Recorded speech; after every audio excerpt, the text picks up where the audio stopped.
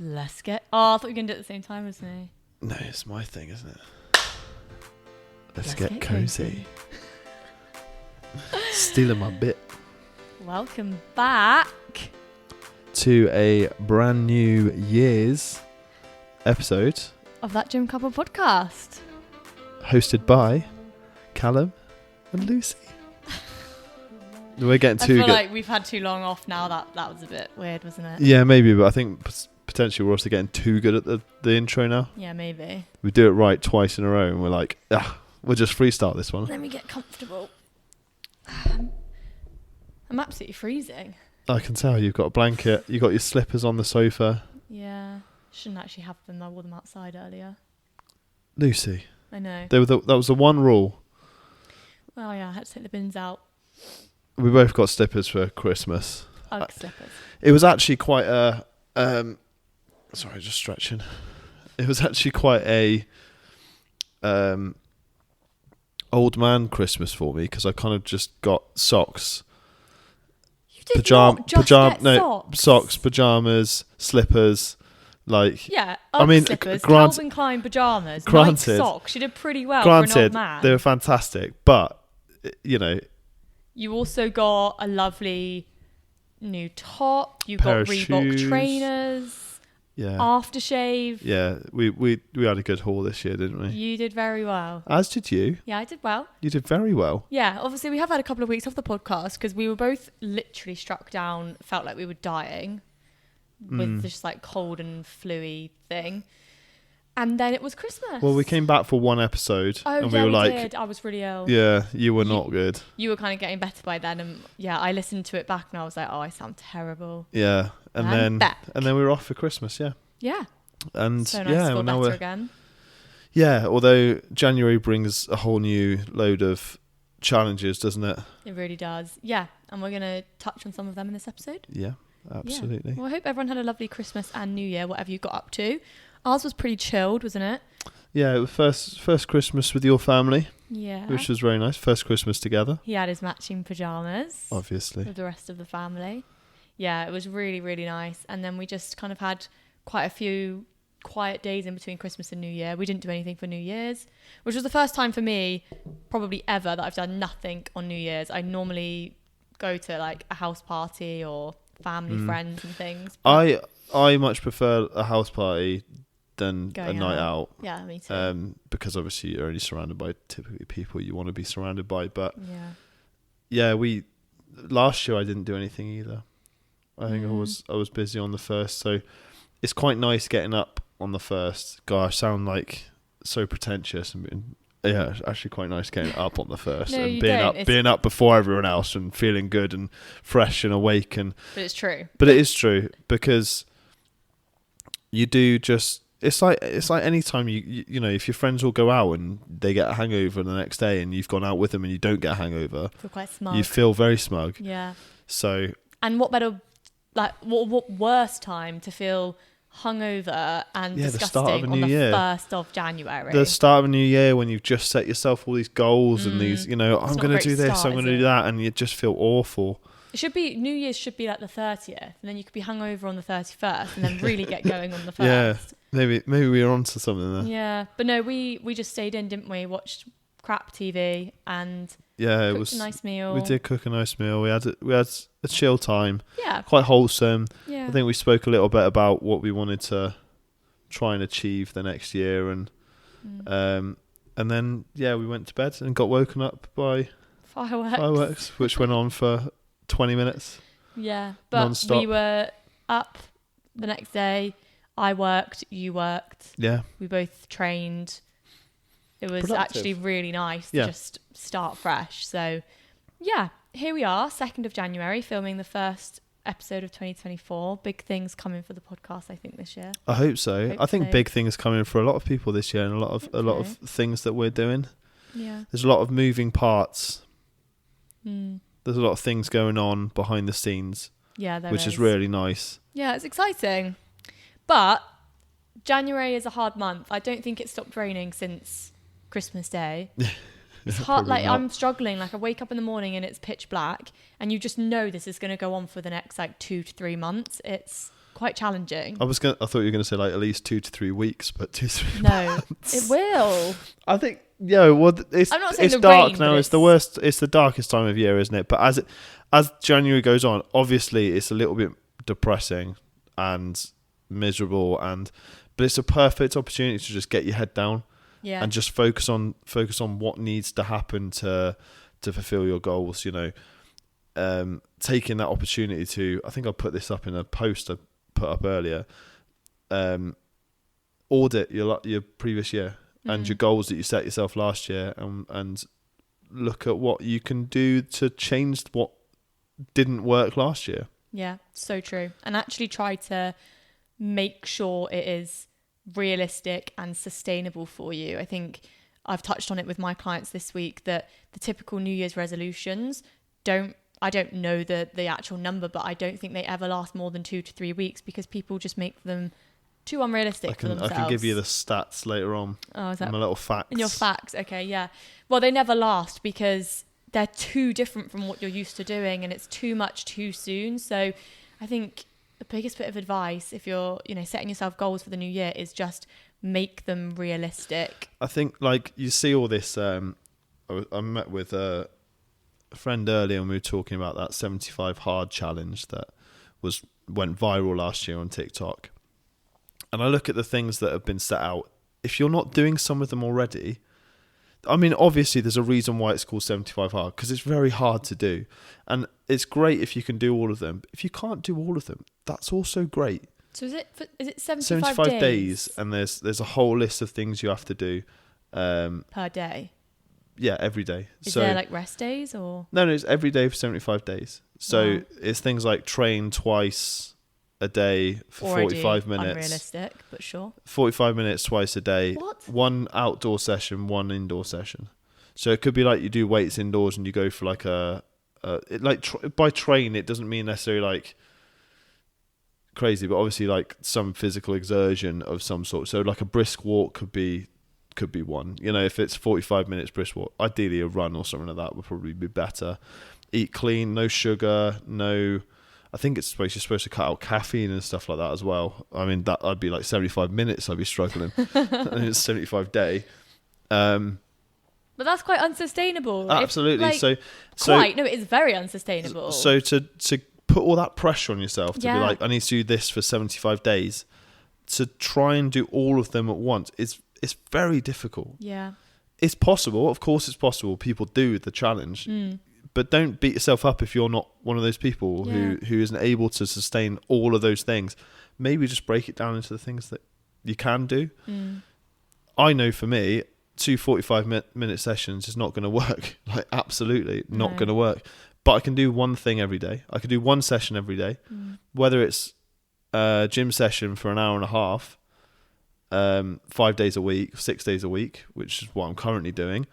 And then on those 2 rest days, I'll do some form of cardio and something. That's fine. Yeah, and I think there's, like you said, there's this big pressure to do everything all at once. And if you've heard quite a few people are doing it, or again, it goes viral on social media, there is this sort of like pressure to, oh, maybe I should get involved in that. And great to do something, obviously, and to have these goals. But instead of just jumping on what everyone else is doing, I would say sit down, and which is exactly what we've done, or I've definitely done. Actually, no, you said you did it today, and I did it on Sunday. Sit down and actually think about, what do you want to achieve this year? It doesn't matter what the next person is doing, or if they're doing cardio every day, or this or that. Their goals might be completely different to you. I'm a good example of that, actually. We're currently, we did this on at the weekend. We both discussed what we wanted to achieve. Yeah. And both of us have our goals. We sat down. Lucy's lovely sister, Hannah, is getting married in June. So we sat down and we looked at the calendar. We counted how many weeks, and we were like, okay, so it's 22 weeks till the wedding. So what can we do in that time? How long have you got before, the wedding, that we can fit all the training in, all the goals, all your, everything you want to do? So we mapped out your fitness journey. Yeah. We've mapped out my fitness journey. Monday we got up, we both weighed ourselves. We both got different goals, but we're both working towards them together. And it's that accountability that helps really. Yeah, definitely. But again, I think my situation is actually quite interesting because a lot of people in January are dieting. Yeah, and absolutely. Yeah. it's kind of like, I get it. Maybe you haven't achieved what you wanted to last year, or especially over Christmas, you overindulged. You feel a bit bloated, you feel a bit sluggish. Yeah. And you think, right, fat loss is what it is. That's what I need to focus on. And everyone else is focusing on fat loss, so I must do that too. And that's great. But for me, that's not my goal. My goal is to build muscle right now. I'm not looking to lose fat. So it can actually be quite difficult to go against what you feel the majority of people or what you're seeing on social media, of course. or and everyone in the gym is doing. It completely depends on what your goals are and why you're doing them. Exactly. If you just booked a holiday in July, well, you're going to have at least 26 weeks, say, until that time from now. So if you were to do, if you were to sit there and map it out and be like, sure, I've got time. That's a long time to cut. Got a long time. Yeah, that's not a sustainable cut. No. You would be miserable by the end of that cut. So why not utilize that time at the start to be like, do you know what? I'll maybe do a mini cut and then maintenance and then bulk and then cut and just see how you feel. Maybe do a bulk. Or just like utilize all the energy you've just eaten over Christmas. Yeah. Utilize that as fuel for your first sort of 6 to 8 weeks. Use the first couple of months to just form habits and get into a routine and perfect your form in the gym, and then focus on the cut. I mean, essentially, that's what I've stopped tracking food for a while. We both did, actually. Yeah. We stopped tracking food and we were just eating intuitively. We're in a position where we're able to do that because we know roughly what we're eating every day is pretty much the same. Well, we're quite experienced with what we know we need to eat, so it's quite easy. But so one of my goals, which I'm doing at the moment, is tracking all my food. Just tracking everything I'm eating every day, and it'll give me an idea of what I'm eating, where I need to bring stuff up or bring stuff down. If I'm eating too much of this, too little of that, it's great. But the one thing we're not doing is putting all this crazy pressure on ourselves to do all these things.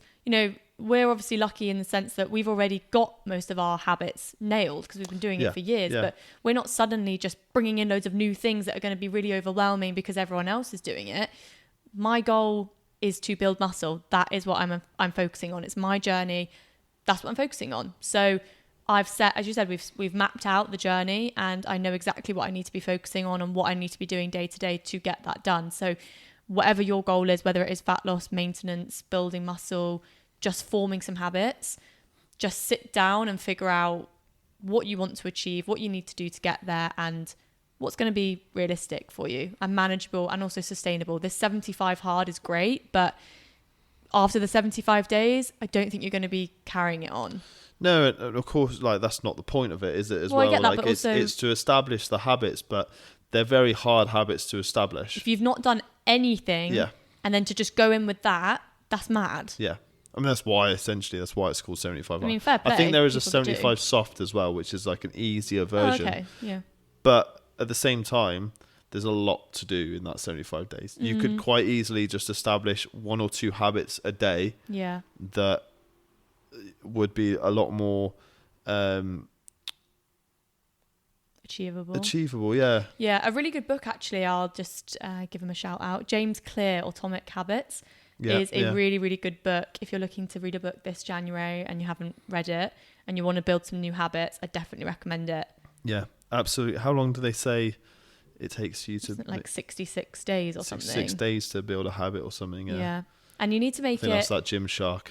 Gymshark 66. Gymshark 66 ad. No, but one thing he says in the book, and that I kind of always relate back to, is you need to, in order to form a habit, you need to make things easier for yourself. We humans are creatures of habit, but also we're quite lazy. So if you want to do something, he uses something called like habit stacking, and I don't want to kind of butcher it because I haven't read this book in years, but I vaguely remember it. And it's essentially about, if you want to start a new habit, stack it on top of a habit you already have. So let's say, for example, you want to start journaling.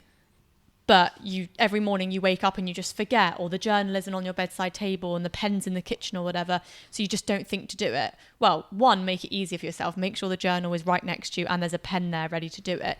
Or if you are someone that wakes up and makes a cup of tea or a cup of coffee first thing in the morning, maybe put the journal next to the coffee machine. Or maybe you go to the toilet first thing in the morning, put it by your toilet. Well, that's kind of gross, but sure. Hey, it's there. Well, what the Who doesn't point like doing is, something on the toilet? I mean, It's better than your phone, isn't it? is it? It's a bit germy. Jeremy. Obviously, you brought the toilet into it. Anyway, what I'm saying is if it's already a habit to wake up and go straight over to the coffee machine, probably is for us, put whatever it is you want to start doing next to the coffee machine. And while your coffee's being poured, while the kettle's boiling, do whatever it is that you want to do. Maybe it's read 10 pages of your book. Just put it on top of something you're already doing and it makes it easier to do. These things don't just happen. You have to make it a little bit easier for yourself to get these things done. And I say that to my clients as well. You know, if you want to start eating better, make sure the right food's in the fridge. Make sure you've done some meal prep. That's only going to make your life easier. And stop giving yourself the excuse to do the things that you know you're not supposed to be doing. Yeah. So if you know that you're trying to eat better, don't maybe buy the Kit Kats and the Mars bars that just don't that tempt you yourself might want to just put in your cupboard. Don't buy them. I know it sounds like so simple, but the amount of times that people do, I've been in that position before where I'd be like, oh, just fancy like a little snack. So rather than, and it's difficult this day and age because everything comes in massive multi-packs and stuff like that. So if you wanted to buy like something small, just to sort of, you know, give yourself that little pick me up. I like a little like a biscuit in the evening, you know. It's very hard to, you can't just buy one biscuit. You know, so you got to buy a whole pack, and then the pack gets opened, and before you know it, half of it's gone. Yeah. So what we do, you know, we buy like the packs with the individual wrapped ones, so we know it's an extra effort to open the next pack, and you feel guilty if you were to go back. Need it though, do you? But if you were to go back and open another packet, you'd be like, "Oh, I know I shouldn't be doing this." Yeah. So you'd feel guilty. And like it's like the Lotus Biscoff ones. They come in a pack of 2. Yeah. That's more than enough. We both have a sweet tooth. We love a little something. Yeah. Whether we make like a yogurt bowl or something, but just like one little biscuit, it's fine. But as you say, if we had the whole packet, you just sort of don't even think about it. You just keep going. But if it's hard this day and age as well. Like, let's say it's not biscuits. It's you wanted a little bit of chocolate. It's fine, absolutely fine to have a little bit of chocolate in the evening. But to buy like a small bar of like dairy milk, you're looking at anywhere between 75p and £1 really for a small one. Yeah. But you can get a large sharing one for like £1 to £1.50. They're doing that because they want you to buy more chocolate, because they want you to be addicted to the sugar and the fat content, and then before you know it, you're buying it every single week or every single day or whatever, and it's just money in their pocket for what? Your own satisfaction. You're just going to feel so crap at the end of it and beat yourself up. So it's building those habits, as you said, and limiting the excuses of not doing them. Yeah, and just making those small changes, making a plan that if you know that you have that sweet tooth, think about what you could make. Maybe you could make a protein-filled dessert. Maybe you could get a yogurt bowl. Something a little bit more satiating. Yeah, absolutely. Maybe think ahead a bit more. You know, when you go and do your food shop, think ahead to what you need to have at home to hit those goals. And when are you hungry as well? Yeah. That's a really good point to bring up, is people often don't think about when they're hungry, and they eat when they think they should eat. I'm hungry now. But the amount of people that I know, I used to be the same. I used to hate eating breakfast in the morning because I was like, I'm not hungry when I wake up. You say this all the time. You're like, I'm not hungry first thing in the morning. Or you'll have a coffee and you'll be like, yeah, I'm not hungry. So you'll push back your breakfast, and then you have to push back your lunch. Yeah. Then you have to push back your dinner. So you're eating later and later into the day. So before you know it, you know, and then you're snacking because you're like, well, it doesn't make sense to have dinner now because I'm not fully hungry, but I need to have something, so I'll have something little. But then the little thing ends up being a snack, and then you have dinner as well because you so it just doesn't make sense. Just plan your day out properly. You know if you're training, fantastic. Know when you're going to go and train. Pre and post workout meal if you have that sort of thing. Anyway, okay, so we've given some random tips there. We didn't really intend to do that, but that just I think that was just a little bit. Us. Yeah, random tips. I think that was just a little bit of a sort of insight on how to maybe survive January a little bit in terms of outside of the gym habits you can build yourself to give a little bit of an edge to your own life. I don't know what happened there. My brain just stopped working. It just went really slow. I was like, what comes next? Do you want sound like a sloth? Anyway, yeah, no, exactly. I think the moral of that story is that January can be really quite daunting and overwhelming, and it can feel like there's a lot of pressure to be hitting your New Year's resolutions and keeping up with everyone that's smashing it, and yeah, it's a bit overwhelming sometimes. So just take, what's the word, like inventory, is that the word? Yeah, absolutely. Like, kind of check in with yourself and just remind yourself that whatever everyone else is doing is not what you're doing. Focus on yourself, do what you can, and just keep going. Get through January, and then February will be easier, and then that all relates to very much people starting out who are new in the gym as well. Yeah, which is going to be a lot of I've even noticed new faces in our gym, which is great. It's so good to see people joining the gym, and I really hope it lasts. I hope people stick it out. Do you know what? Every year it's so interesting because you do see so many new people coming in for the first time, and they've got sort of deer in the headlight sort of eyes going, oh, what's going on? Where am I going? Especially if you're going in during a busy period in the gym, like in peak time or something. That must be so daunting. Like, I know. But seeing people coming in, like, I mean, for instance, today, there's a lad who comes into my gym called Josh. I know he listens to the podcast as well. Josh.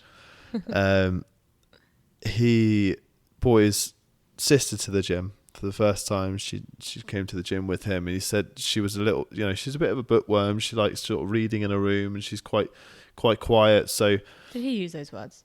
Yeah. Okay, you didn't just call her a bookworm. No, I didn't just call her a bookworm. Okay. But maybe didn't call her a bookworm specifically, but he said she likes reading books a lot. So I'd assume that's not insulting. No.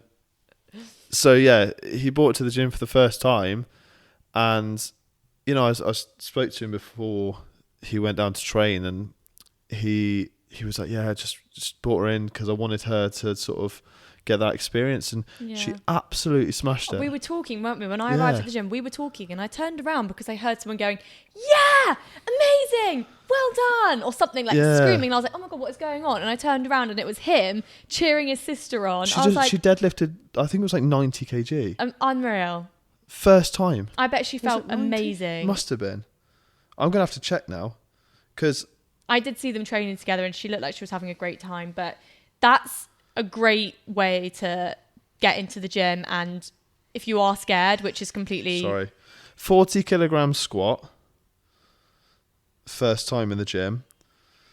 I mean, she might not want us to just 15 kg bench, no, 35 kg bench. Amazing. And a 90 kg deadlift. That's unreal. That's insane.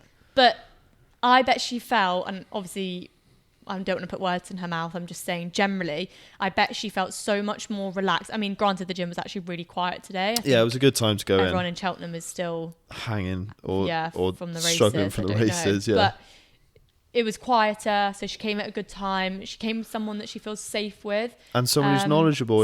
Especially in those areas, that she was training. Because he trains a lot. And he does powerlifting, so that was right up his street. But if you can go with someone, that's definitely going to ease your anxiety around starting the gym. Maybe speak to one of the PTs, maybe organise an introductory session. Yeah. Most gyms do offer an introduction to the gym just to get you familiar with most of the equipment and the machines and things. If you can go at a time that isn't rush hour, that's probably going to help as well.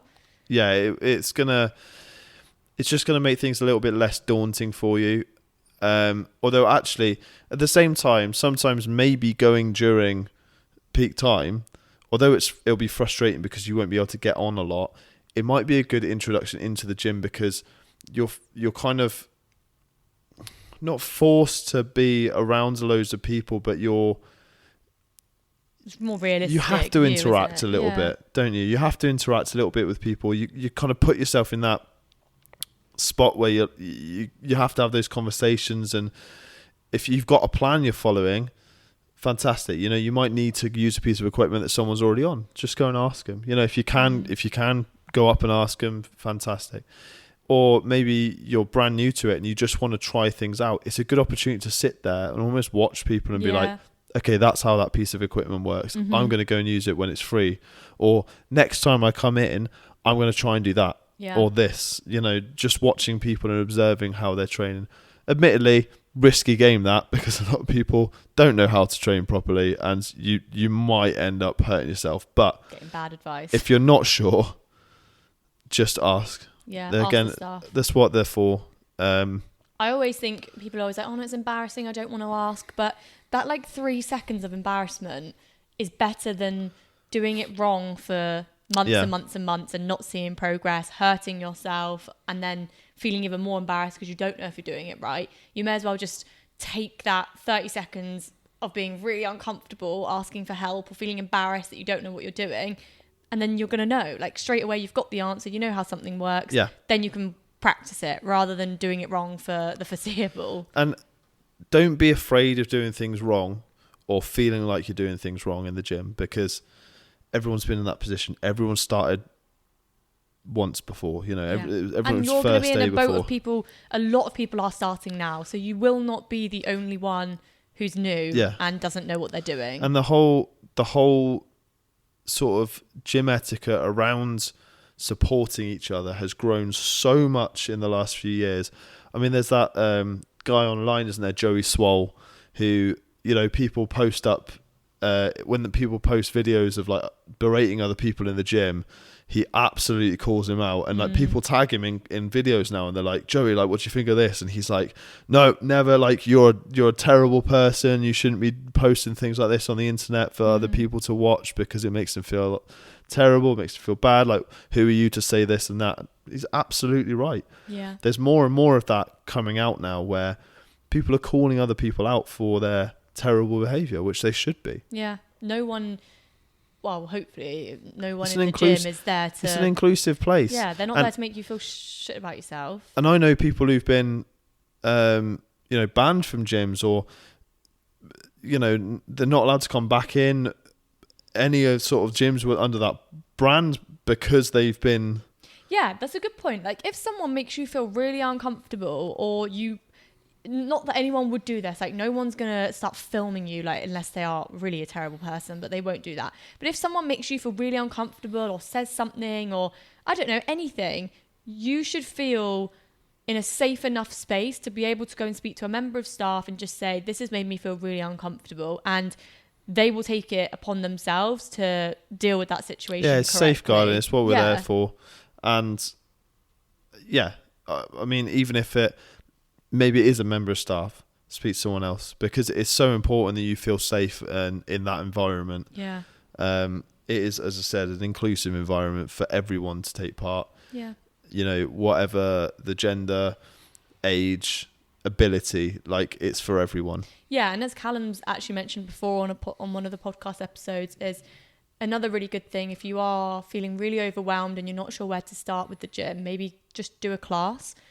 I bet there's so many new people doing classes at the moment, and chat to those people. Say, is this your first time, or have you been coming a while? Or, you know, just speak to people, be nice. This is where, like, make friends. I know classes that I've taught that now they've got these like WhatsApp groups, and they all chat on there and they support each other and things. This is why gyms, like a lot of CrossFit gyms, a lot of specialist gyms like powerlifting gyms, a lot of studio spaces like F45, they do so well because they build a community. So everyone's so supportive of each other. It's like the online coaching thing, you know. Your clients they're all in a group chat together. Yeah. So there's constant like, well done, like I've done this. Oh, that's amazing. You know, people are able to constantly praise each other for hitting amazing targets, or if they've done something at the weekend, they feel really proud of it and they want to share it. They're able to do so in a positive environment. So having group exercise classes like that, they can lead to that sort of thing where people, as you said, are all new at the same time. They don't know what they're doing and they grow and learn together. Before you know it, they're competing in high roxes at the weekend together, and I tell a lot of my the people I used to do my class with that, you know, they're some of the fittest people in the gym. They may not feel or look like it, but they are, because they're doing 4 or 5 classes a week, like HIIT classes, intense HIIT classes as well. I'm like, I can't do what you're doing. They're like, yeah, but you're here every day, and I'm like, not doing this. Not doing cardio. Jeez, I've just made you do 50 burpees. I'm not doing that. Yeah. No, I think it's so exciting. Like the thought of how many new people are going to get involved. It's like, I don't know, it's exciting. And also don't let one, you know, bad experience put you off. That you may well have an experience over the next, you know, if you are starting the gym for the first time or whatever new thing you're starting, you probably will have a couple of bad experiences, or a bad day at the gym, or you feel like people are watching you, or you fail at a lift, or whatever it is, or maybe you're getting into running and it just doesn't go well. Don't let that make you give up, because we all have days like that. You've just got to brush yourself off, get up and go again. It's so funny.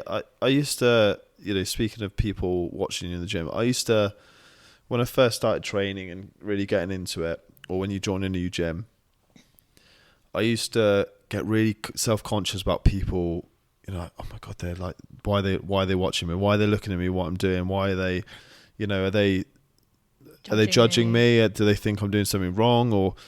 And it used to really sort of not really get to me, but you do think about it. I think obviously some people a little bit more than what I did, but now if I notice people watching me, I'm almost like, okay, cool, like, right, they're probably trying to learn, or maybe they're impressed by what I'm doing, or it sounds quite big-headed, to be honest. But I mean, I can't blame them. The eye roll. But it's how my perception of that has changed drastically. Is so interesting, and how I used to feel so self-conscious, and you know, I was a skinny teenager trying to do weights that I wasn't supposed to do, or lift a certain amount of weight that I probably shouldn't have been lifting with a terrible form. But now it's so much more like, okay, well, actually, if someone's watching me, I'm probably going to be a little bit more like, right, let's get the form perfect then. Yeah. Because I want to set a good example, and then I'll lift heavy. Yeah. No, but it's true, with perfect form. We've put in the time to learn. We started somewhere. Like, I literally remember going into the gym. When I first started at the gym, I used to go in and I'd be like, right, today is the day I'm going to go into the weight section. It's happening. Today's the day. I'd walk in, see people, and I'd be like, nope, can't do it. Walk back out again. And this went on for months. And then I started going in and go, okay, I'll just walk on the treadmill, and then maybe tomorrow I'll do the weights. And then that went on for months. And then I don't know what happened to me, but I just was like, do you know what? This is ridiculous. And I just started doing it. And a couple of weeks in, someone came over to me and was like, sorry, don't think you're doing that right. It looks like you've got really weak glutes. Can I just tell you how to do it? And oh my God, it was a bit uncomfortable, because he that could have came and touched my hips, and it was very odd and made me feel really uncomfortable. And I told the staff, and they were like, oh yeah, a few people have actually said that, we're going to have a chat with him. So yeah, I felt really awkward and embarrassed. I mean, in hindsight, he really was just trying to help. Like, he was trying to help my form. I literally had been to the gym for like 2 weeks or something, so I didn't know what I was doing. But we've all had that embarrassing moment. I'm sure most people in the gym were looking at me thinking I was doing something wrong, but you have to go through that stage in order to learn. Most people probably weren't looking at you. Probably weren't, because most people were probably just concentrating on what they were doing. You know? Yeah, true. And that's the other side of it. Most people are just going to the gym to do their own. Yeah, they're not worried about what you're doing. We get so in our own heads thinking that everyone is watching us, when in reality, someone might actually be staring at you, but they're probably staring through you and just daydreaming. Yeah, when I do take that too all much the time. pre-workout. You just go, if you're watching right now, just... Yeah, you're not actually looking at anyone. You're just in a bit of a trance. Yeah. But and then you realise you're like, shit, I've been really bad. I've been staring at this person. Well, I think they're going to think I've been staring at them this whole time. And I'm not. I was just staring at the wall behind them, and that's really weird to say because why would I be staring at a wall? But it's because I'm just in your rest period. You're just thinking about my next set, my next meal, my next food meal, as opposed to. Yeah, but we've been there, is what I'm trying to say. Like, we've gone through the embarrassing moments. We've had terrible form. We've probably injured ourselves, but you learn. Like, you have to keep going back. You can't say, oh, I'm rubbish at that, so I'm not going back. I don't know what I'm doing. You're never going to know what you're doing if you don't go back and practice. Ask for help, keep practicing, and bring a friend. Bring a friend. You won't be the new one anymore. Yeah, bring a friend is a great... Most gyms will have a referral scheme as well. And our DMs are always open as well. Just thought I'd slot that in there. Absolutely. Like, feel free to, if you need any advice or help or anything, like, feel free to send us a message. That's what we got into it for. It helps you stay accountable. And as I said, most gyms are going to have a referral scheme where if you are joined and you refer someone else to join, you're going to benefit from that in multiple ways. Usually you benefit in terms of some sort of cost, like you might get a free month or something like that at the gym, and you're going to benefit because your friend is then there. You're going to keep each other accountable. You're going to train together. Maybe you can't train together all the time, but you're going to see that maybe they'll be like, hey, do you want to come do this class with me? Because I've never done it before and I'm not sure. And you're like, oh, I don't know. That scares me a little bit. I don't want to do a spin class because it scares me as well. But actually, you go, do you know what? They really want to do it, so I'll do it with them. You might find an area of training that you absolutely love, and then you can't get enough of it. Yeah, and you will. That's why it's exciting, because you've got all these new things that you're going to uncover about yourself, and it's just a case of, I think, with whatever you do decide, wherever you do decide to train or whatever you do decide to do, keep yourself accountable. Yeah. I mean, we've just launched a photo shoot challenge thing together. Yeah. Which, if you are interested, potentially check out our which again, socials. Yeah, but it might seem really daunting saying a photo shoot, because you're probably thinking, there's no way in hell I want to do a photo shoot or would ever be confident enough. But you'd be surprised when you put in the work. This, like we say, photo shoot, but it's not going to be till the summer. You could be feeling a completely different way about yourself by the summer, and having the confidence to do a photo shoot is like no other feeling. It's amazing. But by then, exactly, you're going to be in a completely different shape. Yeah, exactly. You're going to feel great. You're going to look great. And you're going to want to show that off, all your hard work. Nice tan. Yeah, nice muscles popping. Little pump. Get that baby oil on. Yeah. The lighting's going to be good. Like, you're going to be... yeah. Best part of that. Best part. Yeah. And Lucy might even get you a cake. I did. Yeah, I did that last year. Got all my clients a massive cake. There you go. And then I shoved it in their faces. Yeah. Said, eat the cake. You deserve it. Yeah, you've worked so hard. But it's just a case of keeping yourself accountable, or having someone keep you accountable, and having some sort of plan of action. Doesn't necessarily and a reward at the end. Yeah. Like what? The photo shoot. And the photos to look back on forever. Yeah. But having a plan really helps as well, whether it's just a plan in your own head or actually a plan that a coach has given you, one that you feel really confident that you can execute, and you've got the support there with it. You'll smash it. Yeah. Fantastic. Do you got some facts for this week? I do have some facts for this week. It's actually all around New Year's resolutions and how long they last. Yeah, kind of. Yeah, well, some of them. So, fact number 1. Research shows that 95% of New Year's resolutions are fitness related. But after just 3 months, only 10% of people think their resolutions will last. Not surprised by that. That's nuts, isn't it? So, 10% of people think their resolutions will last. That's interesting that they They think. think they even doubt themselves. Yeah, they're already doubting themselves before it's even really started. Yeah. Interesting. And they don't think they're going to be able to keep it up. But that's after 3 months. So, I mean, if you've kept it going for 3 months, that's already fantastic. Well, that's amazing. Yeah, but also at that point, I think you have to ask yourself, what are you doing? Like, what have you actually put in place? Is it some drastic diet that you're doing? Is it really restrictive? Yeah. Is it 75 hard? Yeah. Is it 7 days a week at the gym? 15,000 steps what a day? I'm saying is if you've kept that up for 3 months already, that's amazing. That's insane. Like, but ideally you want something that is can transform your life course, and actually, obviously if you have a specific goal, it has to be a bit more intense, but you want to be able to maintain a really healthy, balanced lifestyle going forward. And New Year's resolutions don't often cater for that. No, and we see it every year, don't we? It's so funny. People put in these New Year's resolutions. They're like, oh, from January 1st, I'm going to go do this. I'm going to challenge myself to do this. And why not start from where you are? Like, that's like me saying now it's January 2nd. Oh, next year I'm going to start doing this. I've missed my chance. I've missed my chance because it's the second. So I should have done it yesterday. But actually, I'm going to do it next year. You've got a whole year to... You could start whenever. Yeah. It doesn't have to be on a Monday. No. It doesn't have to be at the weekend. It doesn't have to be...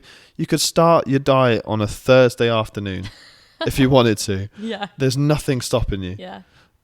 It's just the way we perceive how it should be. We're like, oh, it's easier to think about doing it from the start of the week. So then what will happen is you'll binge over the weekends before, and then you'll go... Now it's 10 times harder to get started. Exactly. Cool. So, fact number 2. This relates to something we said already. Class attendees are 50%. Class attendees are 56 less likely to cancel their membership than those who go it alone on free weights or other training equipment. Well, that kind of backs up what we've said today. Yeah. And that's probably because people don't have a plan to follow. They get overwhelmed. Yeah. So, and I don't think that stems just from class attendees. Obviously, saying class attendees is a little bit easier because they don't have to think about what they're doing in the class necessarily. But I think it typically means people who train together. So if you've got a group or a pair of you who train together, it's going to be a lot easier. It's more motivating as well. If you've got other people around you kind of working hard, it makes you want to. And fact number 3, ready? The second Saturday of February is statistically fall off the wagon day. Yeah, I've heard that one. Interesting. So that's the point where you've got to kind of tell yourself then. Do you know what I'd do if I wasn't sure I was just starting out in the gym now?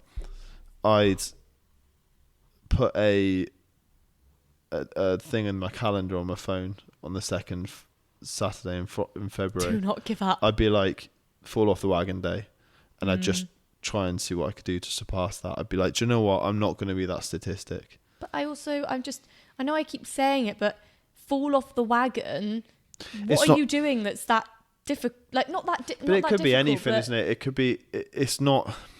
I get what you're trying to say. It's like, if you don't have to make all these drastic changes to your life to make a change to your life. You don't have to make everything so difficult. But I just mean, like, you don't have to give up carbs and then on the 2nd of Feb you have carbs once and again, you ruined it all. Once again, you should never give up anything unless you are told to do so by a medical professional. Or if it's like alcohol and it really doesn't serve you well and it just doesn't add any benefit to your life, like, cool, cut it out. If all your friends go out drinking every single weekend, I'm not going to sit here and tell you, and neither would Lucy, you should find new friends because you don't want to drink anymore. That's obviously unsustainable in the long term. Like, they're your friends or family or whatever it is. If they like going to the pub and you like going to the pub with them, chances are you're probably, if you were to go like, well, I'm going to do dry January, but I'm still going to go to the pub every Saturday with my mates, you're probably going to fail dry January. That's okay. But maybe instead of going, I'm going to cut it out entirely, I'm going to limit what I'm drinking to this and that and that. Yep. And that's what I mean by realistic goals. Smart goals. Because if you say, right, I'm cutting it out, that's it, I'm not drinking for the whole of Jan, great, amazing if you do it. This is just one example. But the one time you have a drink, you are going to feel so disappointed that you've ruined everything and, you know, you're such a failure because you didn't manage to do it. But actually, like, if you enjoy a little bit of a drink now and then, fine, but maybe just limit it. Yeah. And it's the same goes with dieting. Like, no one's telling you to cut your diet right down to nothing. You should never have to think of it that way. It should be gradual decreases or gradual increases if you're trying to put weight on. It, you know, it's not always about weight loss, is it? It's looking at the bigger picture. There's so many different ways you can manage your diet and your training. Yeah. And it doesn't have to be on a day by day or meal by meal basis. And I also do just want to say that I feel like although we are very much about both of us take a very kind of balanced, healthy approach to achieving whatever goal you have. Also, I'm not trying to sit here and say, be really easy on yourself, you know, be kind to yourself. But also, if you've got a goal and you want to go at yourself, it hard, push it. Do it. Like, challenge yourself, make it something to be really, really proud of. We're just saying, don't completely overconsume yourself with trying to be perfect, because that can be more detrimental. But also, definitely challenge yourself. Yeah. Use this as an opportunity to go out there and get the things that you want to get. Why wouldn't you want to? You know what? And it comes back to that 75 hard. I understand why people do it, because it is hard and it's an achievement at the end of it. As would running a marathon, as would be doing our photo shoot challenge that we've got. Lots of things like that. You get something from it. It's the satisfaction of seeing it through to the end. Yeah. And that's not easy. Like, no, of course it's not. It's supposed to be hard. Yeah. And that's what makes it so rewarding when you complete it at the end. Exactly. But doing that doesn't mean every single day has to be perfect. No. And are you going to fall off the bandwagon? Possibly. Yeah. But I think winning is just getting back. Pick back up and get back on exactly. it? Yeah, absolutely. That's an achievement. One thing I want to quickly kind of say before we wrap up is, especially in January, I think there's going to be quite a lot of you maybe worrying about certain things or questions about the gym, training, your goals. So we really do want to have a segment in the podcast just answering your questions. Yeah. Any advice we can give, just send them in. DM us. Yeah. We'll pop up some stories and stuff so people can respond if they have anything. We can answer the next week. And yeah, we'd love to hear and help answer your questions and any queries you might have about the gym, training, fitness, how we deal with things personally, how we advise our clients to deal with things, on a case-by-case scenario, because although not everything is individual, as in some things do that are more generalised. Yeah, they are more generalised and people can relate to them. Sometimes things are a little bit more individual. Yeah. And, it might be you just have a personal question that if you can go into a bit of context, we can obviously support you in a bit more detail. And obviously we want to carry on with the gym stories. So if you join the gym, you have any funny stories or, whatever it is, send them over to us and we will read them out because we love hearing them. Yeah, we do. So, next week, I think we're going to discuss fad diets and how to avoid terrible advice.